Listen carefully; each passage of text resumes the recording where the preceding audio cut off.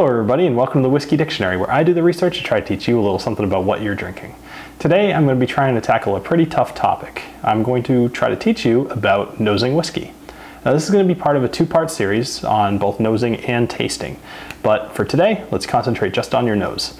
And something to get out of the way first, it makes sense to understand terminology. When a person says nosing, they just mean smelling. Nosing is just an obnoxious term that us whiskey aficionados prefer to use. But you're smelling your whiskey, right? So if you are interested in learning how to smell your whiskey, first thing you want to do, get yourself a Glencairn glass. Now these things are widely accepted to be the best both tasting and nosing glasses around. Now there's other game in town, sure, but this is the one to buy. They're going to be about $6 to $10 tops. You really shouldn't pay $10 for them, and they usually come in a set of about 4 or 6. I would suggest getting several of them.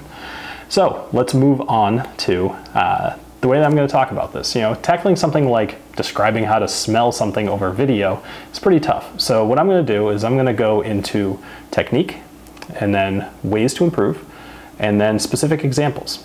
So let's start with technique. Now the first thing to know is your sense of smell is a sense. If you can remove other senses, then each one that is left will be stronger. So let me kind of get through this. So if you were to wear some like noise canceling headphones, right? Your sense of smell will be just a little bit more focused. You'll be able to just get rid of that distraction. You know, if you've got kids yelling in your ear, or if you're sitting in the middle of a noisy bar, you're not going to be able to concentrate on your drink quite as much. So either wear some headphones, you know, that's a little silly, but this is what I do. After everybody in my family has gone to bed, I sit in the living room, I sit on the couch, turn off the TV, and I just nose my whiskey. Then I drink it, but I just relax. I'm in a good mental state. I try not to think about work or anything. I just chill and I nose my whiskey. And that is helpful for me personally. I think it could be helpful for you as well. So once you have removed the distractions, let's talk about how you actually physically nose a whiskey. So I'm going to pour, I actually just did my last episode on this, and I talked about how the nosing actually was pretty unique in this particular whiskey. This is from Amador. It's their 2-barrel whiskey. So let's talk about how you actually nose. So one good thing to do, you want to swirl it around a little bit. This definitely releases some of the aromatics. You know, you're going to get a few from your bottle as soon as you open it anyway. I mean, the stuff's trapped in there, it's going to escape as soon as you open it. But from your actual glass, or if you are actually in a bar, swirling it around is a good idea. You could also hold it if you wanted to, which will warm the whiskey a little bit and will help, or it certainly can. I wouldn't recommend doing that for Scotch, maybe just bourbons. Anyway, so whiskey's in the glass, this is how we nose it. If it's a high proof, now this one right here is 86, I believe. So that's reasonably high. It's like kind of mid-range. But then if you've got your Bookers, which is, you know, I think this one's like 128, versus something like Crown Royal, which I'm not even sure what this is. I'm 80 proof. If you've got something, let's say under 86 proof, you don't really want to stick your nose in the glass. And the reason for that is that the alcohol will burn your sense of smell. At the very least, it's going to overload your sense of smell, and you're going to just miss out on everything.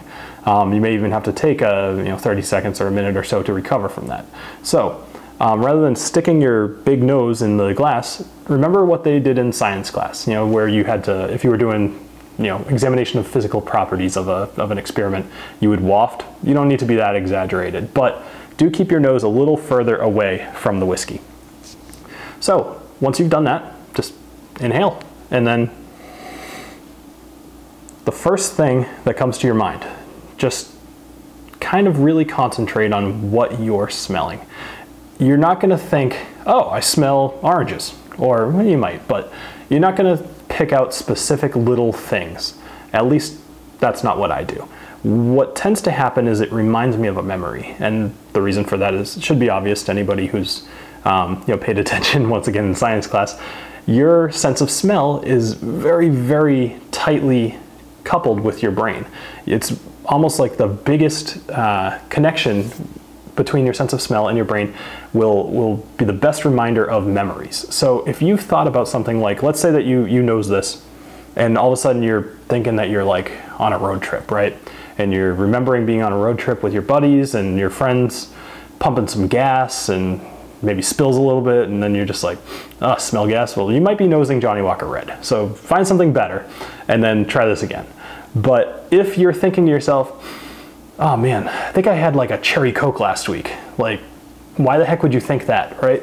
Well, chances are you're nosing a bourbon. You know, you might be detecting some sort of light fruit, which could be the cherry, or dark fruit, which would be more like a black cherry. There is a subtle difference in the smell. But more importantly, you're going to be detecting like really sweet, which, you know, Coke is just syrup, right? So you're going to be detecting sweet, which chances are that means that you're nosing a bourbon. That is probably the best way to describe how I personally nose. Like, I just smell and then remember, and then try to figure out why I'm remembering what I'm remembering. And that kind of brings me into my next piece of ways to improve. As I go through life, I enjoy cooking as well. I like to smell things, and I like to try to remember what they smell like and taste. And that has helped me to be able to nose whiskey much more specifically than doing it otherwise. So take the time to smell things and really try to remember what they smell like. Like, if I were to say to you right now, what does an orange smell like? You know, you might be able to remember that because an orange is an extremely strong smell. But if I were to say, what does a plum smell like?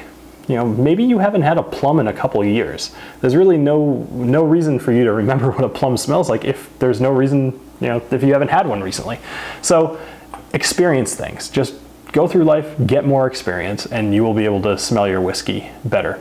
Generally good life advice as well. All right, so let's move on to the last category, and that's ways to improve. That is specific examples. So I have here a whole bunch of different stuff that you may end up smelling in your whiskey. So plum, right? So I would recommend like going to the store, and I think it cost me like $7 total for a good chunk of this stuff. Buy a bunch of stuff and then try it out, and you know, take a bite and smell it.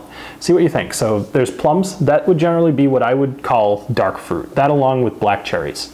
Then you've got both green and red apples. Now these are significant differences when you're smelling whiskey. Now a green apple would be something, I think I described Woodford Reserve as smelling like that. Now it's going to be a way sweeter smell, but still smell like an apple, versus a red, which is going to be a little duller. You'll often get red apples alongside like cinnamon. All right, then you got lemons and oranges. Now these are what I would call light fruits, or citrus, obviously. You're going to get these a lot in more scotches. Now I pulled out a scotch. I don't remember what Speyburn actually smells like, but you're mostly going to get light fruits and like floral notes in a lot of scotches. It's actually something I would generally refer to people to try first, if that or a bourbon. If they've never tried whiskey, I would recommend like a really light florally scotch. It's just way more approachable. So let's move on to some stuff that you'll smell in almost every single bourbon. You've got honey, some caramels, and butterscotch, and vanilla. Now this one, I think this is a perfect example of if you wanted to smell something to kind of see what you should be smelling in your whiskey. Vanilla extract is actually not super potent compared to what you would smell in a whiskey. So when I nose that, it smells the way that I smell it in whiskey, or very, very close, maybe a little bit more potent. So, a couple more examples here. So molasses. Now this is a weird one. Do you know what molasses smells like? Because I can tell you right now, it doesn't smell that great. But when you mix molasses with something like honey, it does smell a little bit better. But if you can't tell me what molasses smells like, then you're probably going to have a tough time identifying some nosings in bourbons or even Canadian whiskeys. All right, a couple more examples. We've got cinnamon. Cinnamon is in almost everything. It's a very, very common thing to smell, but a lot of times people confuse spice where you get from rye with cinnamon. So that's something to try to be aware of.